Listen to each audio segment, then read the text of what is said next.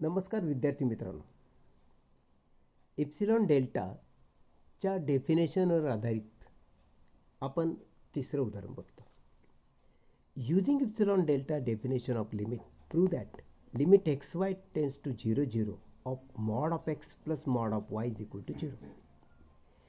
Here f of x y म्हणजे दिलेलं function आहे mod of x plus mod of y. Limit आहे L 0. A आणि बीच्या किमती या 0 आहेत, म्हणजे A is equal to 0, B is equal to 0. आता हे तुम्हाला माहिती आहे.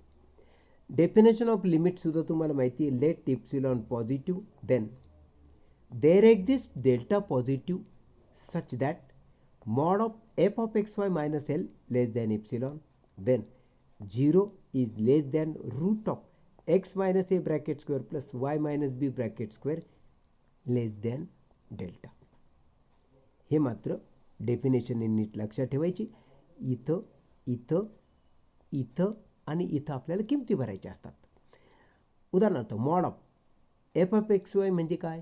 Mod of x plus mod of y minus L. L म्हणजे काय? 0 less than epsilon. Then 0 is less than root of x minus एची किंमत 0 bracket square plus y minus बीची किंमत 0 bracket square less than delta झालं. मग x minus 0 bracket square म्हणजेच x square, y minus 0 bracket square म्हणजेच Y square less than delta. आता आपण काय करायचं माहिती का? मॉड ऑफ एक्सची किंमत काढून घ्यायची. मॉड ऑफ एक्स म्हणजे काय?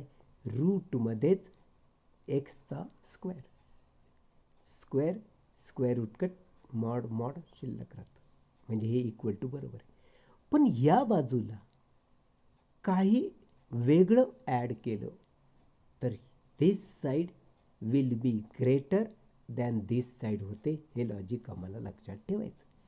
मग ह्या बाजूला म्हणजे या रूटमध्ये मी वाय स्क्वेअर ॲड करतो, म्हणजे हा एक्स स्क्वेअर ऑलरेडी आहेच आहे, त्याच्यात मी वाय स्क्वेअर ॲड केला म्हणजे under root x square plus y square term झाली आणि this is less than delta. हे आपण इथंच पाहिलं होतं. म्हणून फर्स्ट आणि हे एकत्र केलं तर mod of x less than delta येणार, इक्वेशन सेकंड.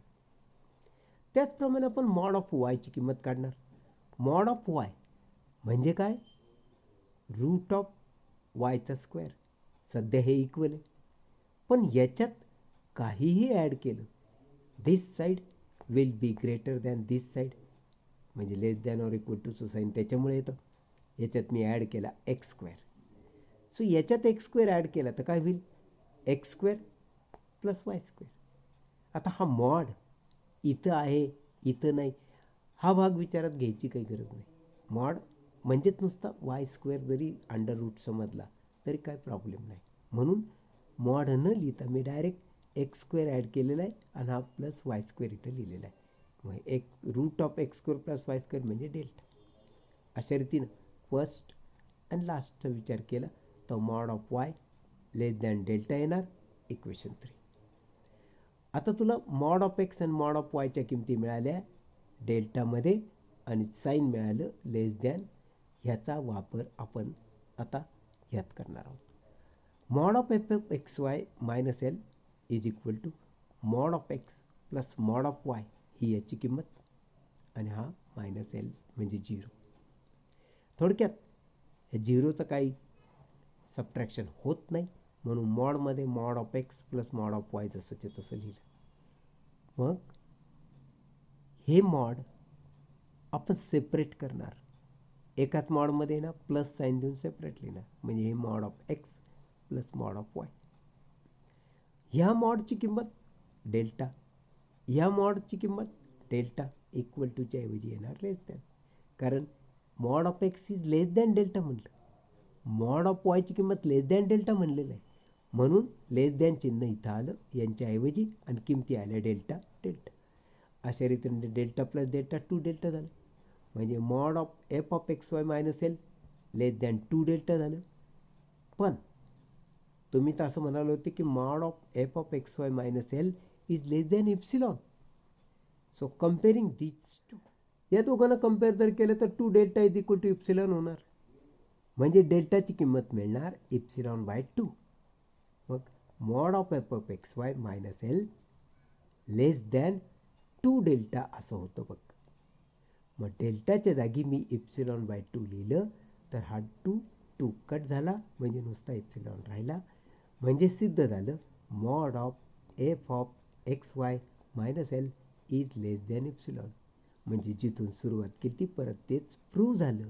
तर याचा अर्थ झाला by definition of limit x y tends to 0 0 of mod of x plus mod of y is equal to 0 हे प्रूव्ह झालं.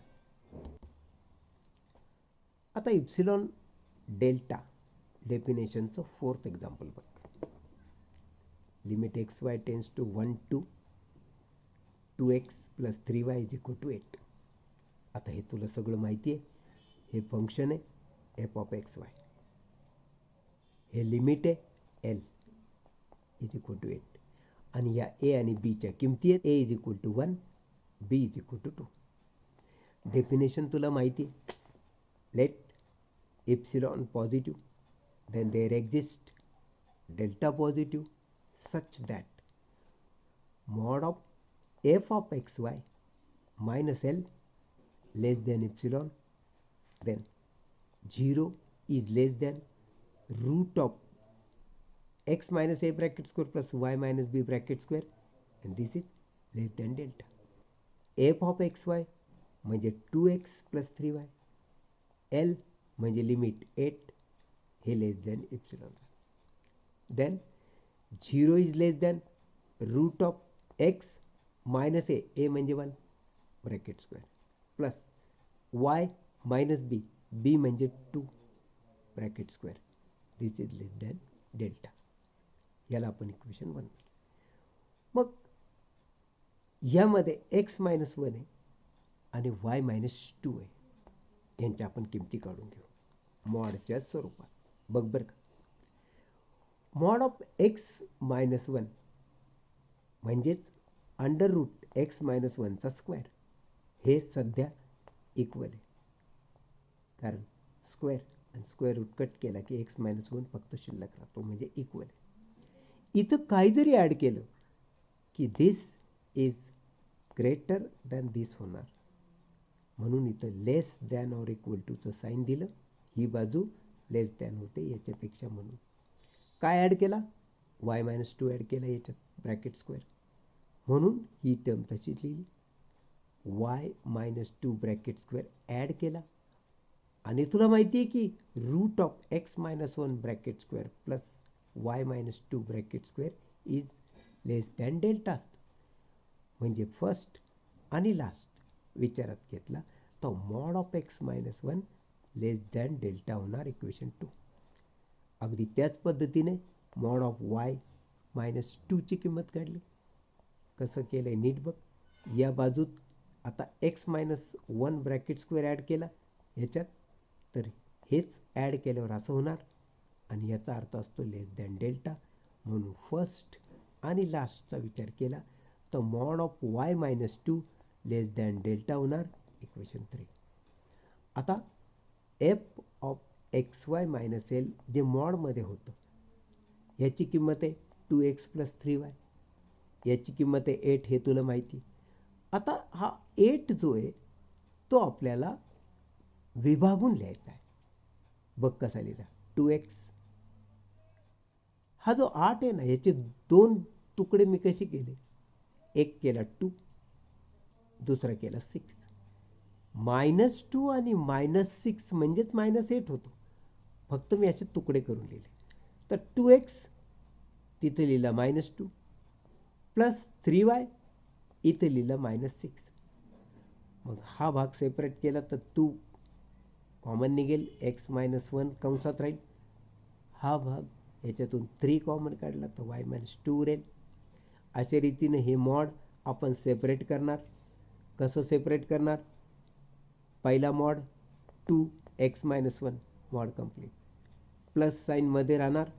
हा दुसरा मॉड म्हणजे हे एका मॉडमधले आपण 2 मॉडमध्ये लिहिले, मध्ये प्लस साईन दिलं. मग हा 2 mod of x minus 1 plus 3 mod of y minus 2 असे सेपरेट लिहिले. एक्स मायनस 2ची किंमत तुला माहिती डेल्टा आहे, वाय मायनस 2ची किंमत पण डेल्टा आहे, म्हणून हा 2 जसाच्या तसा याच्याऐवजी डेल्टा, हा 3 जसाच्या तसा याच्याऐवजी डेल्टा, आणि इथं यांच्याऐवजी डेल्टा लिहिला म्हणून इक्वल टूचं साईन लेस दॅन मध्ये बदलणार. कारण एक्स मायनस 2 तू म्हणला होतास लेस दॅन डेल्टा, वाय मायनस 2 तू म्हणाला होतास लेस दॅन डेल्टा, म्हणून या इक्वल टूच्या साईन ऐवजी लेस दॅनचं साईन आलं आणि यांच्याऐवजी डेल्टा आले. हा 2 हा 3 जसंच्या तसं आहे, ॲडिशन केली 5 डेल्टा झालं. मग mod of f of x y minus L less than 5 delta, but f of x y minus एलची किंमत लेस दॅन एप्सिलॉन होती. आता यांना कम्पेअर केलं तर काय झालं, 5 delta is equal to epsilon, so delta is equal to epsilon by 5. मग डेल्टाची किंमत एप्सिलॉन बाय 5 मगाच्या mod of f of x y minus L less than 5 delta या ठिकाणी डेल्टाच्या ऐवजी लिहिला एप्सिलॉन बाय 5. तर 5 will get cancel, that is epsilon. म्हणजे याचा अर्थ असा झाला की F of x y minus L less than epsilon. आणि तुम्हाला माहिती आहे आपण या इथूनच सुरुवात केली होती, हेच आपण सुरुवातीला लिहिलं होतं, जे की इथं सिद्ध झालं. याचा अर्थ by definition of limit x y tends 1 to of 2x plus 3y is equal to 8 proved. मित्रांनो, आत्तापर्यंत मी एप्सिलॉन डेल्टाची 4 उदाहरणं तुम्हाला समजावून दिली. ही 4ही उदाहरणं तुम्हाला समजलीच असतील. जर समजली असतील तर माझ्या चॅनलला लाईक करा, हेच व्हिडिओ आपल्या मित्रांमध्ये शेअर करा आणि माझ्या चॅनलला सबस्क्राईब करायला विसरू नका. धन्यवाद.